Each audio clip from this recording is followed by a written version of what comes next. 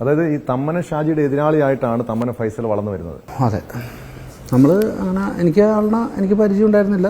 പ്രശ്നങ്ങൾ തുടങ്ങിയപ്പോൾ അതിനുശേഷമാണ് ഈ തമ്മന ഫൈസൽ എന്ന് പറഞ്ഞ പേര് വരുന്നത്. അതെന്താണെന്ന് വെച്ചാൽ ഞാൻ ആലുവയിലോട്ട് പോയി. എൻ്റെ അമ്മയുടെ വീട് ആലുവ. ഞാൻ ആലുവയിൽ ഒരു വീട് ഫാദർ വെച്ചു. അവിടെ സുഖമായിട്ട് താമസിക്കുമ്പോൾ അവിടെ മുസ്ലിംസിൻ്റെ ഒരു ഏരിയയാണ്. അപ്പോൾ അവിടുത്തെ ആൾക്കാർ അങ്ങനെ ഫൈസൽ എന്ന് പറയുമ്പോൾ എവിടുത്തെ ഫൈസലാണ് അല്ലെങ്കിൽ ഏതാണ് എനിക്ക് മനസ്സിലായില്ല എന്ന്. അവിടെ കുറേ ഫൈസലുണ്ട്. അപ്പോൾ തമ്മനത്തുനിന്ന് വന്നാൽ അത് പിന്നീട് എന്തായി തമ്മനം ഫൈസലായി. ശരിക്കുള്ള പേരെങ്ങനെയാണ്? എൻ്റെ ശരിക്കും പേര്, ഞാൻ ക്രിസ്ത്യാനിയാണ്, ജോർജ് എന്നാണ് പേര്. ജോർജ് എന്നാണ് പേര്. വീട്ടിൽ നിക് നെയിമാണ് അത്. എന്നെ ഫൈസലെന്നും അനിയനെ ഡെൻസലെന്നും വിളിച്ച് അങ്ങനെ ആയിപ്പോയി. ഇനിയിപ്പോൾ ഇനി അത് മാറ്റാനൊന്നും പറ്റില്ല. അങ്ങനെയാണ് തമ്മൻ ഫൈസലായത്. അപ്പം അതിങ്ങനെ നമ്മൾ തമ്മനത്തെ ആയതുകൊണ്ട്. ഇപ്പം പിണറായി വിജയൻ എങ്ങനെ അറിയണത്? പിണറായി എന്ന് പറയുന്ന സ്ഥലത്താ വിജയൻ. അങ്ങനെ ഇപ്പൊ നിലവിൽ എത്ര കേസുണ്ട് ഈ മാണിക്കുട്ടി വക്കീലിന്? 3-4 കേസുണ്ട്. എത്ര കേസ്? നേരത്തെ 10-30ഓളം കേസ്. അതൊക്കെ തീർന്നു. അതിങ്ങനെ അങ്ങോട്ട് അടിയുണ്ടായാലേ പോലീസുകാർക്കും ഒരു തലവേദനയായിരുന്നു. പക്ഷെ ആരെങ്കിലും കൊന്നിട്ടുണ്ടോ? ഇല്ല. കൊട്ടേഷന്റെ ഭാഗമായിട്ട് കിട്ടേഷൻ ഒന്നുമില്ല. ഇത് നമ്മൾ പരസ്യമായിട്ട് അങ്ങോട്ടും ഇങ്ങോട്ടും മറ്റേ ഇതായിരുന്നു, ചേരി തിരിഞ്ഞടിച്ചതാണ്. ഇപ്പോൾ ഒരു കേസിൽ ഇപ്പം നമ്മൾ തമ്മൻ ഷാജിയുടെ വീട് വരെ പിടിച്ചതിൽ 70 പേരെ പ്രതി. മനസ്സിലായ? അപ്പം അങ്ങനെയൊക്കെയുള്ള 70 പേര്, 60 പേര്, 50 പേരൊക്കെയാണ് അതിൽ പ്രതികളായിരുന്നത്. എന്താ വെച്ചാൽ കോളനിക്കാരായിട്ടായിരുന്നു ചെന്നടിക്കുന്നത്. അപ്പം അങ്ങനത്തെ കുറേ പ്രശ്നങ്ങളൊക്കെ ഉണ്ടായിരുന്നു. ഒരു ഗുണ്ട ഗ്യാങ് ഉണ്ടോ തമ്മന ഫൈസലിന്? ഗ്യാങ്ങൊക്കെ ഉണ്ടായിരുന്നു, ഇഷ്ടംമാരെ. ഇപ്പോഴല്ല, നേരത്തെ ഉണ്ടായിരുന്നു. എത്ര പേരുണ്ടായിരുന്നു താങ്കളുടെ ഒരു ഗ്യാങ്?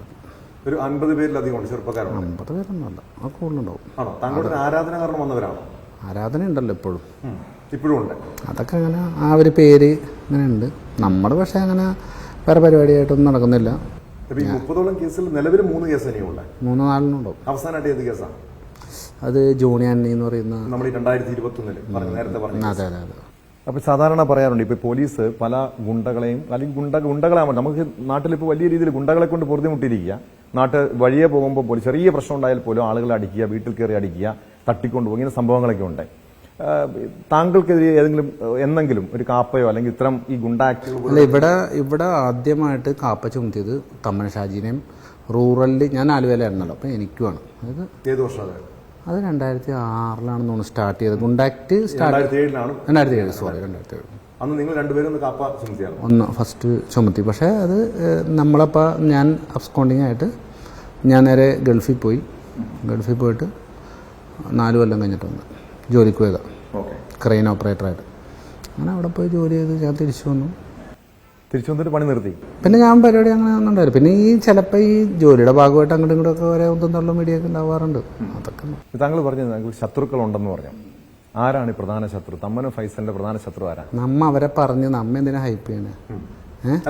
ഞാനൊരു വില കൊടുക്കാത്ത ആൾക്കാരാ. ഞാൻ ഹൈപ്പ് ചെയ്യേണ്ട കാര്യമില്ല. മരട് അനീഷും തമ്മന ഫൈസലും തമ്മിൽ വലിയ കൊടിയ ശത്രുതയുണ്ടെന്ന് പറയുമ്പോൾ ഈ മരട് അനീഷിനെ ജയിലിൽ വെച്ച് കൊട്ടേഷൻ കൊടുത്തത് താങ്കളാണെന്നൊക്കെ ഒരു കഥകളുണ്ട്.